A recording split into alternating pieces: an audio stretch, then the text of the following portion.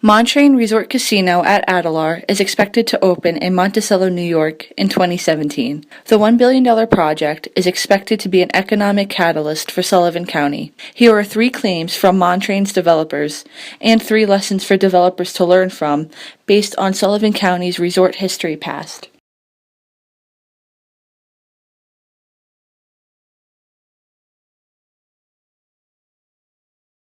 Yeah, the raceway is a great model to look at because even the original raceway before it was a casino, so it opens in June of 1958, and they had, just like the casino, there are projections of how many visitors they're going to have and how much money it's going to contribute to the economy, and there were high hopes that it was going to be the salvation of what even at that time, 1958, was a resort industry that was beginning to struggle.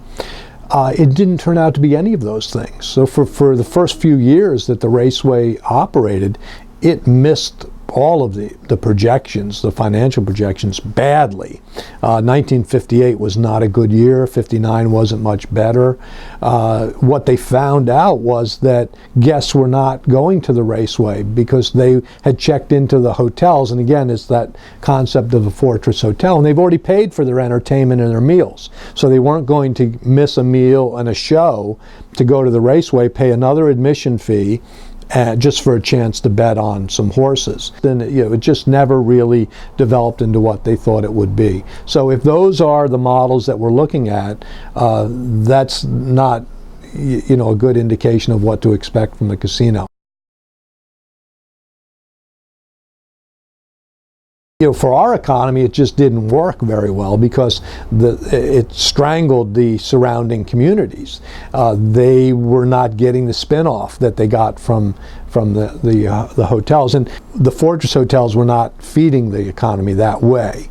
They made their own contribution, obviously, but it was totally different. And so I think that took a toll on the surrounding community. And so as those surrounding communities began to struggle and die, that then negatively impacted the hotels, because let's face it, no one wants to come to a hotel, no matter how nice it is, if it's surrounded by a ghetto.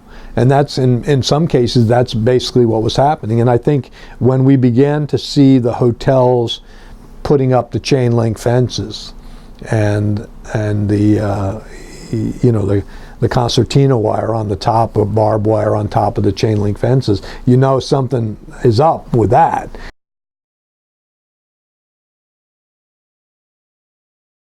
One of the red flags that I see is the constant discussion that I hear with government about building workforce housing. So if you're providing jobs to local people who theoretically are living here already, why do you need workforce housing? And yet that's one of their primary needs. And the fact that you're providing them with workforce housing, multiple family units, leads me to believe that these are not your upscale jobs. These are going to be your menial jobs. So I think there are going to be inevitably a percentage of the jobs that are not going to be filled by locals. I think it remains to be seen how many that is. And of course, that's a huge factor in what kind of economic impact the casino is going to have on the area.